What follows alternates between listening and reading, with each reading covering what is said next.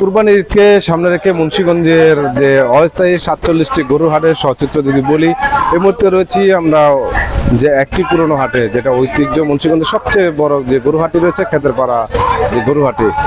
এখানকার যদি সচিত্র বলি, যারা এখানকার ইজাদার রয়েছেন তারাও কিন্তু এই হাটের সাথে কথা বলেছি।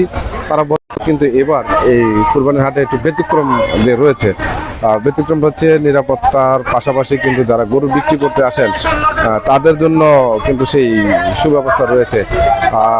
সার্বক্ষণিক যে বিদ্যুতের ব্যবস্থা, পাশাপাশি গরু খাবারের, গরু চিকিৎসক যারা রয়েছেন, পশু চিকিৎসক, তাদেরও কিন্তু ব্যবস্থা রেখেছেন এই হাট কর্তৃপক্ষ।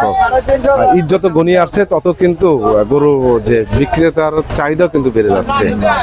মুন্সিগঞ্জের যে 47টা অস্থায়ী গরু হাটে নিরাপত্তার কথা যদি বলি, সাদা পোশাকে সিভিলে সব ধরনের কিন্তু নিরাপত্তা ব্যবস্থা রেখেছেন প্রশাসন, সেই বিষয়টা কিন্তু কথা বলেছিলাম। এই হাটের যে সচিত্র বলে 1,98,00,000 টাকার উপরে কিন্তু হাটের যে ডাক রয়েছে সেটা রয়েছে। এই হাটে কিন্তু দেশের বিভিন্ন অঞ্চল থেকে আসেন, কুষ্টিয়া, পাবনা, যশোর, বেনাপোল, এইসব অঞ্চলের গরু কিন্তু এই হাটে বেশি পাওয়া যায়। পাশাপাশি এটা একটু ব্যতিক্রম বলে যে এই হাটের যারা গরুর ফার্মের সাথে জড়িত সংযুক্ত রয়েছেন এলাকার, সেই এই হাটে কিন্তু গরুটা বেশি আমরা দেখতে পেয়েছি। বড় মাঝারি ছোট বড় সব ধরনের কিন্তু গরু রয়েছে এই হাটে আর কি।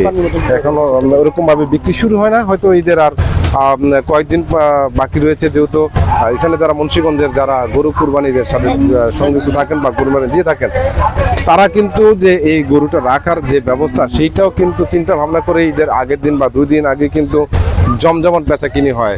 আর সেই চিত্র মুন্সিগঞ্জের বিভিন্ন হাট থেকে আমরা তুলে ধরবো, জানাবো আপনাদের কোন হাটে কোন কিরকম গরু পরিস্থিতি রয়েছে। এই খেতেরপাড়া হাটের কিন্তু যে বড় মাঝারি ছোট সব ধরনের গরু রয়েছে।